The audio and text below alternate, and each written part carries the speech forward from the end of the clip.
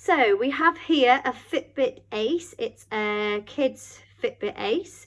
It's not been charging, and when we put it on charge, it's got an exclamation mark where the battery sign is. So if you've checked your warranty and it's out of warranty, if you follow these steps, it may work and it may start charging again. It did with our sons anyway. So what you need to do is just gently get something like this knife and just go over like so the connections, just to make sure there's no muck or dust or anything like that in there.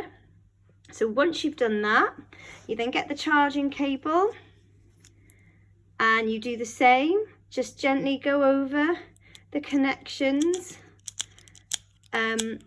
just to, get rid of any unwanted residue. Just do those simple steps and try charging it, and hopefully it should work. That's it then. Thanks, bye.